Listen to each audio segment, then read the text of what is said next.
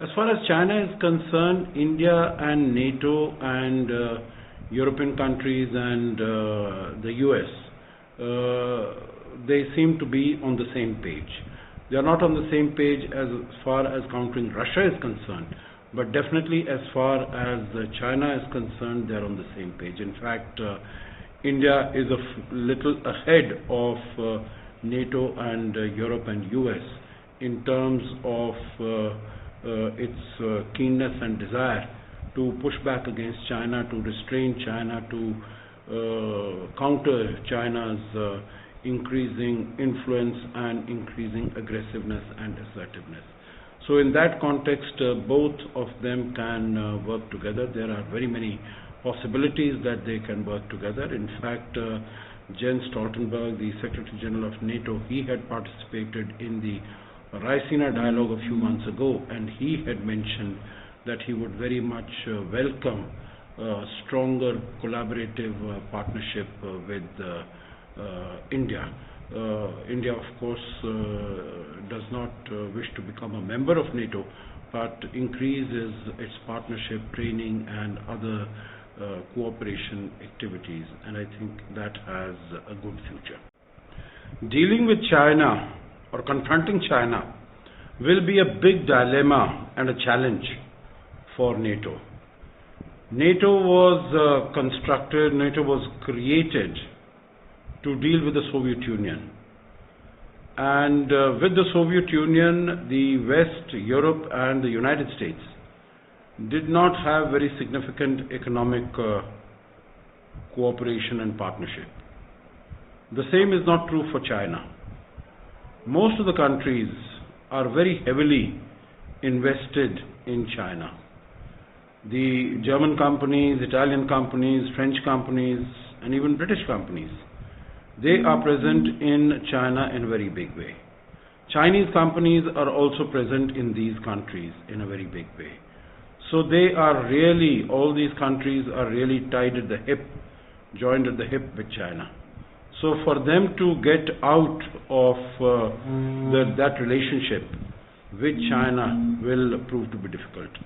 However, China's influence is growing, as we have seen in the 17+1 cooperation project between China and Central and Eastern European countries, or China's attempt to sign the Comprehensive Agreement on Investment on the 30th of December 2020. That was also an attempt basically to create stress and tension and cause fissures in the transatlantic alliance between Europe and the United States. China is trying to send around a message that its authoritarian and autocratic system is better than the democratic system. And in that it is expanding and enhancing its influence around the world. So this is a challenge because it's a challenge to the democratic way of life, to the fundamental freedoms, to pluralism, to international rule-based order.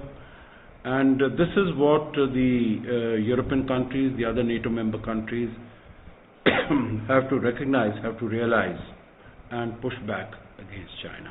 I feel that it will be extremely useful and positive if NATO is able to identify China as a systemic challenge, because there is a desire to both cooperate and also compete with China. And that is what some of the leaders here have said, European leaders have said, like the French President Macron has commented that France does not look upon China as a threat in a similar way as possibly the United States does, because of the distance between the two countries. France cannot feel this threat, this physical threat, security threat from China. But then it is a systemic challenge to the sort of governance, to the way of life, to the way of thinking of democracies. So in that sense, all these countries, NATO countries, will have to get together and will have to see that further inroads of China in these NATO countries will have to be in areas where, not in areas of emerging technologies, 5G, etc., where China can have a total control over their systems. Even Italy, which was the first and the only country in Europe to have signed on to the BRI, the Belt and Road Initiative, the Italian Prime Minister Mario Draghi said that they are having a rethink on it, they are having reconsidering it and might get out of it. But then there are also issues of huge investments and huge, like in Greece, the takeover of the ports there, also in Hungary and other countries. So I think whatever inroads China has made, how to ensure that it stops there and it doesn't proceed forward.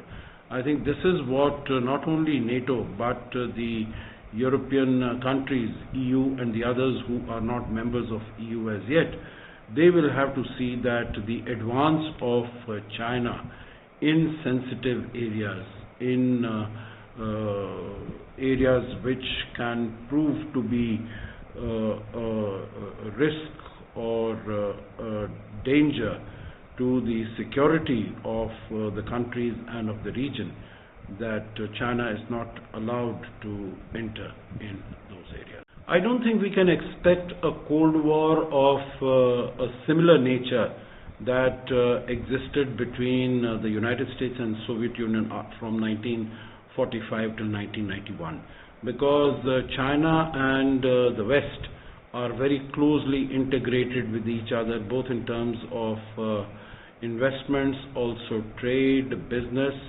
investments both ways.